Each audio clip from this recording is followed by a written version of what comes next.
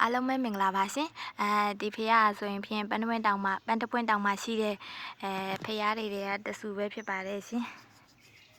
ယခုမြင်တွေ့နေရတဲ့ဖရားကတော့အောင်ဝိဇ္ဇာဇေဒီရောမြတ်ကြီးပဲဖြစ်ပါတယ်ရှင်ဒါကတော့အောင်ဝိဇ္ဇာဇေဒီရောမြတ်ကြီးကိုရောက်ရှိနေရပဲဖြစ်ပါတယ်ရှင်ပန်းတပွင့်တောင်မှာဆိုလို့ရှိရင်ဖြင့်တောင်3တောင်ရှိတာပဲဖြစ်ပါတယ်ရှင်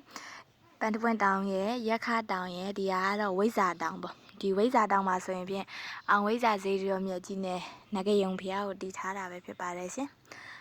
ဒီဘက်ထက်ကနေသွားမယ်ဆိုလို့ရှိရင်ဒီအောင်ဝိဇ္ဇာရဲ့ဒီဘက်ထက်ကနေသွားမယ်ဆိုရင်မော်ဘီကမ်ပိန်းကိုလည်းရောက်ရှိမှာပဲဖြစ်ပါတယ်ရှင်ပန်းတပွင့်တောင်ကိုလာရလက်ပဲဖူးမြော်ရင်အပန်းဖြေစရာမော်ဘီကမ်ပိန်းလည်းရှိပါတယ်ရှင်မော်ဘီကမ်ပိန်းကိုအပန်းဖြေလာတာပဲဖြစ်ဖြစ်ဒီဘက်ချမ်းမှာရှိတဲ့ပန်းတပွင့်တောင်ဖျားကိုလည်းလာရောက်ဖူးမြော်ဖို့ဖိတ်ခေါ်ပါတယ်ရှင်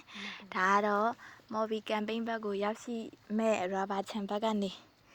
လမ်းမြင်နေရတာပဲဖြစ်ပါတယ်ရှင်မော်ဘီကမ်ပိန်းနဲ့အောင်ဝိဇ္ဇာဖျားဆိုရင်ဖြင့်နီးနီးလေးပဲဖြစ်ပါတယ်ရှင်အောင်ဝိဇ္ဇာဇီရောမြက်နဲ့ဒီဘက်မှာနဂယုံဖျားကြီးကိုရောက်ရှိတော့မှာပဲဖြစ်ပါတယ်ရှင်ဒါကတော့နဂယုံဖျားကြီးကိုသွားတယ်လမ်းလေးပဲဖြစ်ပါတယ်ရှင်ဒီဘက်ထဲမှာဆိုရင်ဖြင့်အဘဘုံမင်းကောင်နန်းကိုလည်းမြင်တွေ့ရမှာပဲဖြစ်ပါတယ်ရှင်ယခုဆိုရင်ဖြင့်မြန်မာနိုင်ငံ၏ဒုတိယအကြီးဆုံးနဂယုံဖျားကြီးကိုရောက်ရှိပြီပဲဖြစ်ပါတယ်ရှင်ဒါကတော့မန္တလေးတောင်မှာရှိတယ်နဂယုံဖျားကြီးကိုမြင်တွေ့ဖူးမြော်နေရတာပဲဖြစ်ပါတယ်ရှင်